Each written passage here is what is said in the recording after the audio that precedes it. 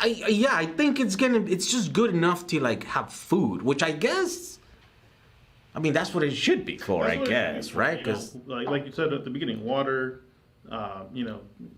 maybe canned goods and things, just to, because I mean, I think there's some who, I think on the far edges would say that this is like the end of the world type of thing. A lot of us don't think that's the case. We think that it's gonna eventually start to kind of die out, and we're gonna go back to normal, but like a new normal. Where we're going to be thinking about being prepared for these kinds of situations more.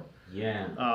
So it's more, at least the way that me and my family are handling it, we're just trying to use the resources that we have to kind of get through this so that we can be ready for what's coming next. Yeah.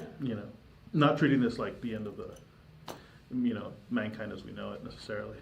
Yeah. Even though obviously anything's possible, but Could be, yeah. we don't necessarily share that same sentiment. So it's a weird thing because definitely it's never happened before. It's kind of unprecedented. I mean, It has happened before, but not in our lifetime, right? Well, if you think about it, it's been the biggest events like this have been probably the Great Depression and the Spanish flu. The Spanish flu. And if you think about it, that was... Wait, why the Great Depression though? The Great Depression, did people died of hunger maybe, or they died of? More of it's been compared to that just because like the economic impact, the potential for like people dying of hunger and then the ramifications afterwards of how it changed things or whatever. Oh, I see. Wait, so do you think this is gonna go down in history as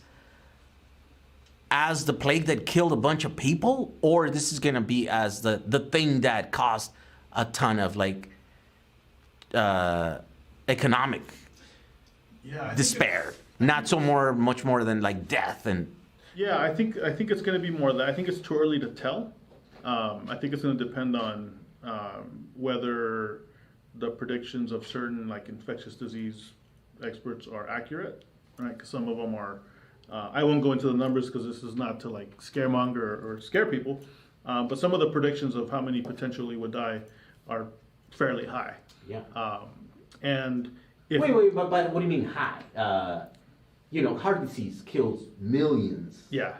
Millions. Well, high for a coronavirus, similar to the flu, which kills like only tens of thousands of people a year, and then.